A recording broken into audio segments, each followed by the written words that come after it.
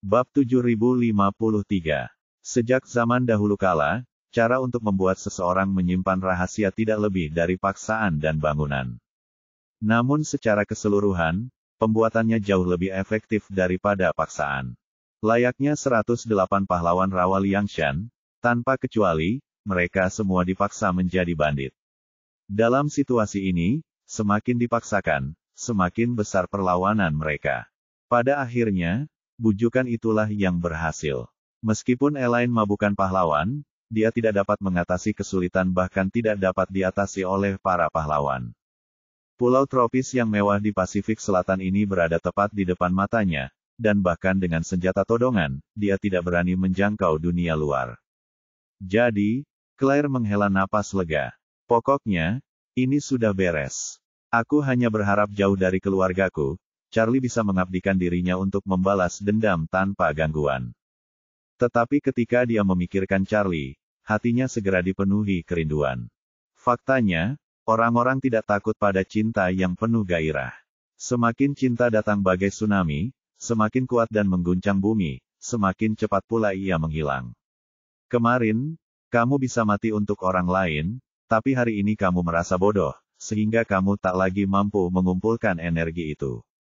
Apa yang paling ditakuti orang adalah cinta yang bagaikan merebus katak dalam air hangat. Setelah sekian lama bersama, mereka tidak merasakan cinta yang begitu besar, namun sebenarnya, mereka berdua telah mengembangkan ketergantungan yang kuat satu sama lain selama masa kebersamaan mereka yang panjang. Hanya saja, semua orang sudah terbiasa dengan perasaan ini, dan tidak ada yang merasa betapa pentingnya satu sama lain. Namun begitu kamu meninggalkannya, kamu akan tahu betapa menyakitkannya kehilangan orang lain. Claire merasa bahwa perasaannya terhadap Charlie seperti hubungan antara air dan ikan. Saat hidup di udara, kita merasa semuanya terasa biasa saja. Kita bisa bernapas dengan menggerakkan insang dan berenang dengan menggoyangkan ekor. Kita tidak tahu bahwa semua ini berkat air. Namun, tiba-tiba suatu hari kita meninggalkan udara, dan hanya melalui hilangnya airlah kita benar-benar memahami arti keberadaan udara. Jadi ketika dia memikirkan hal ini, matanya menjadi merah dan dia tidak bisa menahan udara mata. Jacob dan Elaine Ma tidak memilih Claire.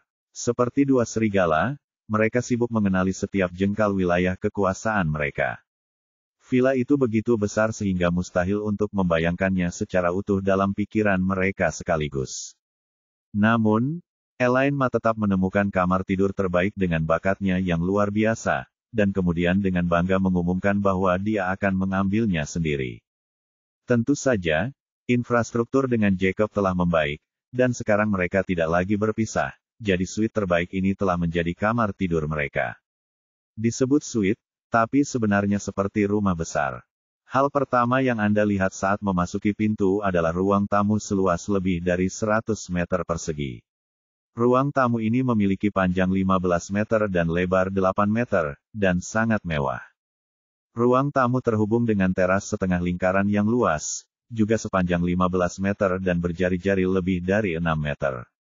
Teras ini menghadap ke laut, dan angin laut tropis yang lembab berhembus masuk, membuka setiap pori-pori tubuh Anda dan membuat Anda merasa sangat nyaman.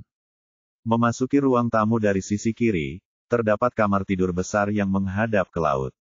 Tempat tidur selebar 2 meter menghadap ke laut, dan terdapat bak mandi mewah bermerek ternama di samping jendela setinggi langit-langit. Menurut Elaine Ma, berbaring di sini dan berendam bisa membuat jantungnya berdebar kencang. Di belakang kamar tidur terdapat lemari pakaian walk-in. Panel-panel lemari pakaian tidak terlihat, dan semua panel dilapisi kulit, yang terasa sangat nyaman. Gagang dan perangkat keras lemarinya begitu indah sehingga ketika Anda mengungkapnya, Anda akan mengira itu adalah aksesori buatan khusus dari merek ternama. Mereka berdua saling bersentuhan dan melihat sekeliling kamar tidur dan kamar mandi. Setelah selesai, Elaine Ma keluar dengan air mata berlinang dan berkata kepada Jacob, "Kupikir aku hidup mewah di Thomson Yipin, tapi baru setelah datang ke sini aku menyadari bahwa hidup bisa begitu mewah." Jacob juga mendesah, "Lihat lemari-lemari itu. Mereka hampir menyatu sempurna dengan dinding di sekitarnya. Celah-celahnya tidak hanya begitu sempit sehingga hampir tak terlihat, tapi juga sangat konsisten dari atas ke bawah. Keahlian seperti ini bukanlah sesuatu yang bisa dicapai oleh merek-merek mewah biasa. Bahkan lemari-lemari di villa-villa berdekorasi mewah di Thomson Yipin pun tidak bisa mencapai hal ekstrim seperti itu. Setelah berkata demikian, dia segera menambahkan, ada ruangan lain di sebelah kanan ruang tamu, biar aku lihat. Elaine Ma segera menyusul, tunggu, aku akan pergi bersamamu.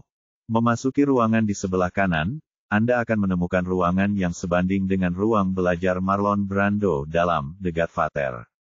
Ruangan itu sepenuhnya dilengkapi dengan kayu solid. Lantai, dinding, meja, dan kursi semuanya terbuat dari kayu kenari berkualitas tinggi, memberikan nuansa retro Amerika. Meja besar bergaya Amerika bahkan lebih indah. Jacob tak kuasa menahan diri untuk duduk di kursi putar, menyandarkan kakinya di atas meja, dan mendesah, satu-satunya perbedaan antara Marlon Brando dan aku adalah cerutu Kuba yang bagus.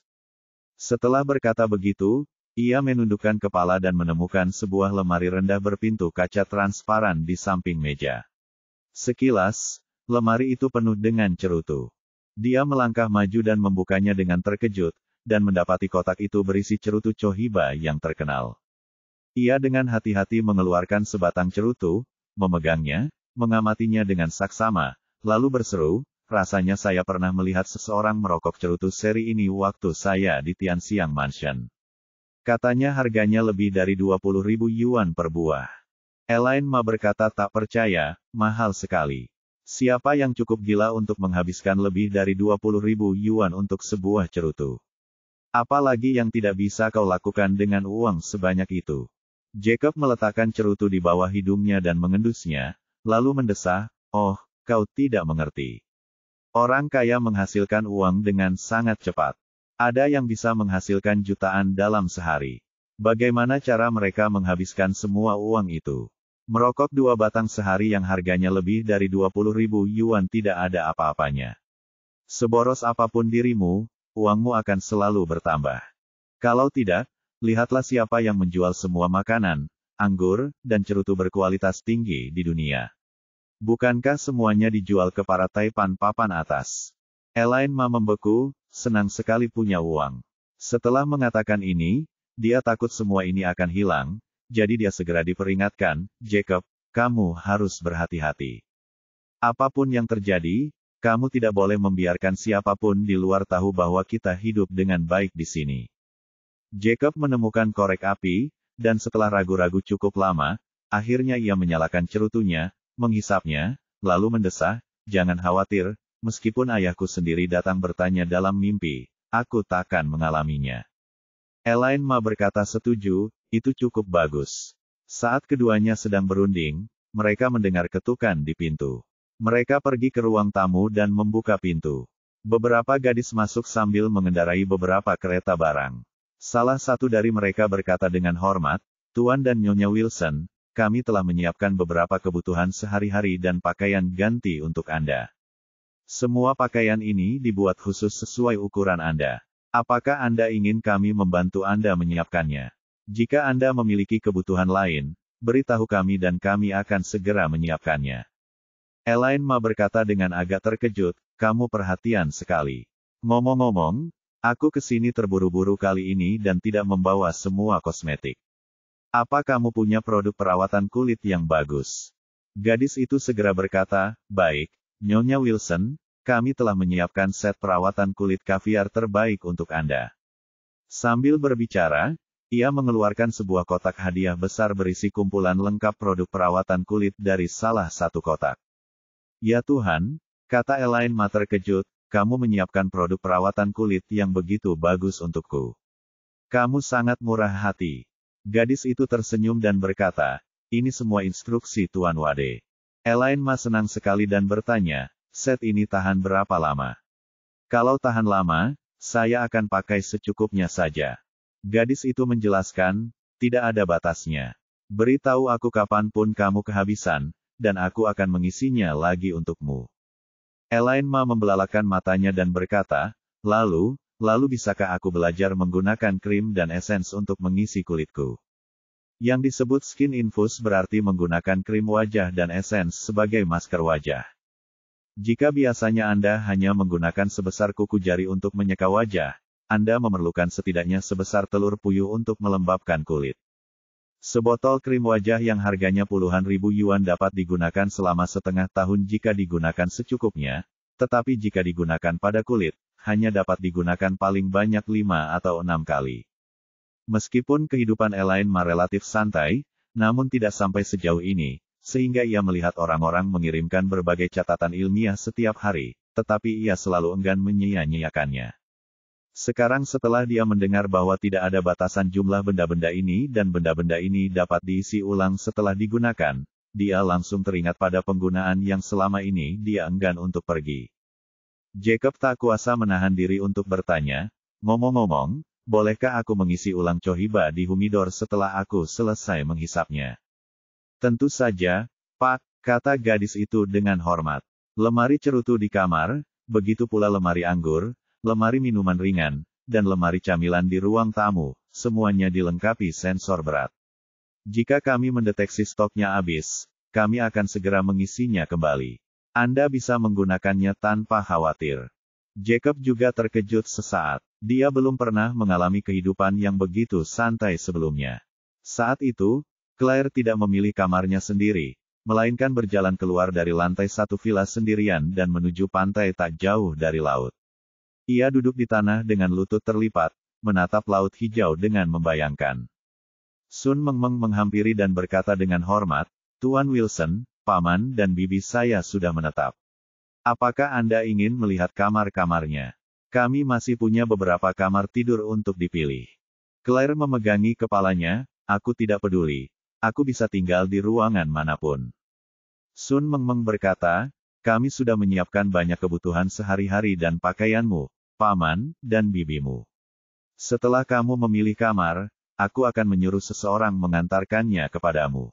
Claire berkata dengan tenang, kau bisa mengaturnya. Aku ingin sendiri dan tenang.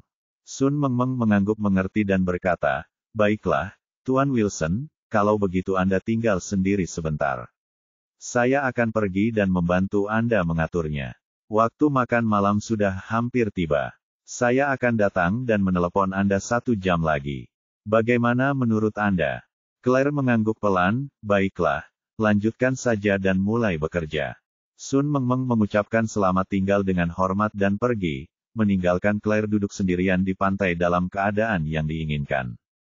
Charlie hampir menjadi satu-satunya hal yang ada di pikirannya.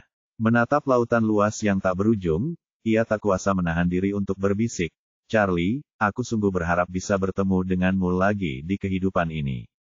Setelah lebih dari 10 hari mengasingkan diri, Charlie akhirnya muncul dari villa di lereng bukit di pemandian air panas Chem Elises. 10 hari lebih pengasingan itu bagaikan malam-malam tanpa tidur bagi Charlie, karena ia tidak dapat berkonsentrasi pada kultivasinya karena ia memikirkan Claire. Saat itu sudah akhir Maret dalam kalender Gregorian dan akhir Februari dalam kalender lunar, dan Nanjing memasuki musim semi yang hangat dan bunga-bunga bermekaran. Menjelang festival Qingming, keluarga Wade telah memulai persiapan untuk upacara penghormatan leluhur tahun ini. Namun, karena semuanya saat ini berada di tangan Charlie, Tetua Zhongquan Wade datang untuk menanyakan kepada Charlie tentang rencana spesifik untuk upacara penghormatan leluhur tahun ini. Seperti apakah akan mengadakan upacara besar dan apakah akan memberitahu anggota cabang keluarga terkait untuk berpartisipasi. Pria tua itu mengirim banyak pesan dan pesan WeChat kepada Charlie, tetapi tidak mendapat balasan.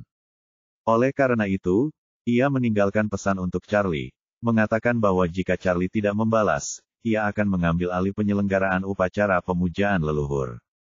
Bagi Charlie, hal pertama yang ia pertimbangkan adalah apakah upacara pemujaan leluhur itu perlu.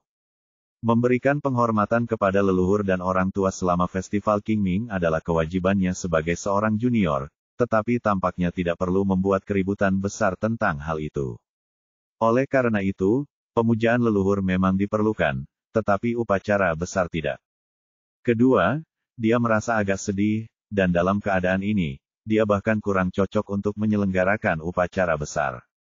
Oleh karena itu, setelah mempertimbangkannya, Charlie memutuskan untuk menyederhanakan upacara penghormatan leluhur tahun ini, tidak lagi berfoya-foya, dan tidak lagi memperbolehkan keluarga dekat untuk pergi ke Gunung Yeling.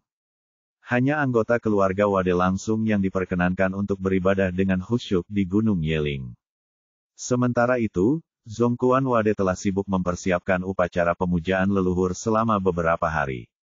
Seiring bertambahnya usia Zongkuan Wade, semakin ia mendekati usia 50, semakin ia peduli dengan ritual pemujaan leluhurnya. Ia tak bisa berhenti memikirkan dirinya sendiri. Ia tulus menyembah leluhurnya sekarang, dan tentu saja berharap keturunannya akan tulus pula ketika mereka menyembahnya di masa depan. Akan tetapi, setelah menerima pesan dari Charlie bahwa Charlie tidak bermaksud mengadakan upacara besar, dia tidak bersedia tetapi tidak dapat melampaui batas, jadi dia tidak punya pilihan selain menghentikan semua persiapan. Charlie berdiri di punggung gunung, memandangi pemandangan luas, dan sejenak tenggelam dalam pikirannya. Dia tidak tahu kemana harus pergi selanjutnya atau apa yang harus dilakukan selanjutnya. Dia tidak ingin pulang karena rumahnya bukan lagi rumahnya. Dia juga tidak ingin pergi kemanapun, karena dia tidak punya tenaga untuk pergi kemanapun. Haruskah aku kembali meneruskan kultivasi terpencilku? Rasanya juga bukan ide bagus, karena dia seperti penderita insomnia parah. Dia tidak bisa tidur meskipun memaksakan diri berbaring di tempat tidur, dan semakin lama dia berbaring di sana, semakin gelisah dia. Maka ia menghubungi Dun Chanli untuk menanyakan perkembangan penyelidikannya selama beberapa hari terakhir. Dun Chanli menjawab dengan jujur, Tuan Muda Wade, kami telah melakukan pelacakan awal terhadap kendaraan-kendaraan tersebut beberapa hari terakhir ini. Pergerakan setiap kendaraan sengaja disembunyikan, sehingga meskipun menggunakan metode eliminasi awal, sulit untuk segera mempersempit cakupannya. Masih sulit menemukan titik terobosan. Diperkirakan akan membutuhkan setidaknya 2 bulan lagi untuk melakukan penyaringan tahap pertama terhadap kendaraan-kendaraan ini. Setelah itu, kami akan dapat mengeliminasi setidaknya 60% kendaraan, dan kemudian melakukan penyaringan tahap kedua terhadap 40% sisanya. Charlie merasakan hawa dingin menjalar di tulang punggungnya. Putaran pertama penyaringan memakan waktu 2 bulan, dan setelah beberapa putaran, 1 tahun telah berlalu. Namun, ia bukan orang yang tidak masuk akal. Dalam bidang investigasi kriminal, selain beberapa kasus yang dilakukan oleh orang-orang bodoh yang memungkinkan polisi dengan cepat menemukan petunjuk dan menangkap mereka. Kasus kriminal yang dilakukan oleh individu atau kelompok kecil yang sedikit cerdas akan membutuhkan waktu lama untuk dipecahkan, banyak di antaranya lebih dari setahun. Memecahkan kasus bukanlah tugas mudah. Ia ingin bertanya lagi pada Maria Lin, tetapi ketika ia membayangkannya sebagai wanita luar biasa yang telah mengalami 400 tahun gejolak dunia, ia menyadari bahwa meskipun ia tidak memiliki pengalaman hidup yang begitu menarik, ia tetaplah seorang pria dan tidak pantas baginya untuk mengganggunya dengan urusan cinta dan asmara. Di satu sisi, itu akan mengganggu ketenangannya, dan di sisi lain, itu akan membuatnya kehilangan muka. Selama pengasingannya, teman-temannya yang menerima pesan itu diam-diam menahan diri untuk tidak mengganggunya, tetapi Nanako tidak dapat menahan diri untuk meninggalkan pesan yang berbunyi, "Tolong beritahu Nanako ketika Charlie Kun menyelesaikan pengasingannya." Jadi Charlie mengiriminya pesan, memberitahu bahwa dia baru saja menyelesaikan pengasingannya. Nanako segera menjawabnya, "Charlie Kun, kalau kamu tidak punya apa-apa lagi, ayo kita makan malam bersama malam ini. Aku membawa beberapa anggur dan bahan-bahan dari Jepang. Pak Tua bilang kita harus menunggu sampai kamu punya waktu untuk menikmatinya bersama." Charlie mengira Nanako tinggal di Thomson Riviera, dan dia tidak ingin kembali dan mengingatnya, jadi dia secara tidak sadar ingin menolak. Sebelum Nanako sempat menyelesaikan pesan penolakannya yang sopan, ia mengirim pesan lain, "Aku lupa memberitahu Charlie Jun bahwa aku dan Ouduo-san sudah pindah. Kami sekarang tinggal di Sanheiwei, sebelah timur Gunung Zijin. Ouduo-san juga bilang ingin mengundang Charlie Jun untuk mengunjungi rumah baru kami." Nanako itu adalah gadis yang sangat cerdas untuk usianya. Sejak dia membantu Charlie pergi ke rumahnya dan menemukan surat perpisahan yang ditinggalkan Claire, dia segera memutuskan untuk mencari tempat pindah dari Thomson Riviera sesegera mungkin. Karena ia tahu Thomson Riviera akan menjadi duri dalam daging Charlie. Dulu ia tinggal di Thomson Riviera hanya karena ingin lebih dekat dengannya. Kini, tempat itu telah menjadi tempat yang tak bisa dilepaskan Charlie. Jika ia dan ayahnya terus tinggal di sana, itu hanya akan menjadi bumerang. Jadi dia segera meminta ayahnya untuk mencari tempat tinggal lain di Nanjing, dan itu harus berupa rumah siap huni yang bisa dia tinggali sesegera mungkin. Takehiko Ito, seorang wirausahawan veteran, juga merupakan orang yang sangat berorientasi pada tindakan. Ia segera menghubungi agen real estate terkemuka dan memintanya untuk memperkenalkan beberapa rumah mewah baru dan bekas di Nanjing.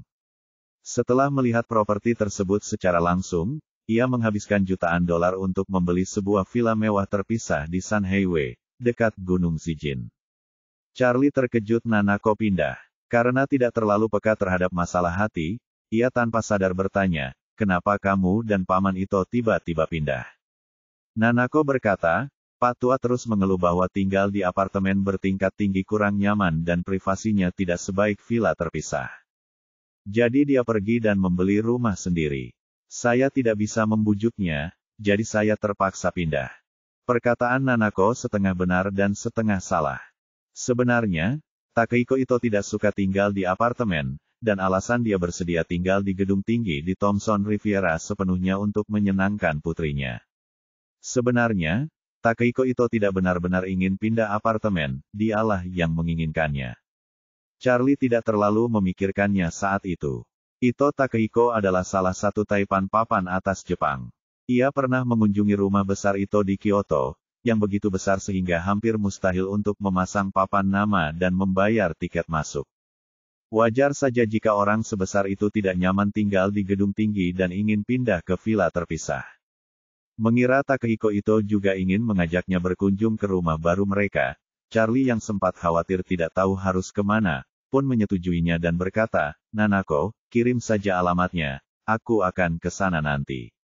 Keren banget, seru Nanako bersemangat. Charlie-kun, ingat datang pagi-pagi dan ngobrol sebentar sama Paman Odo-san. Dia terus ngomongin kamu. Baiklah, Charlie setuju, sambil berkata, aku akan ke sana sebentar lagi.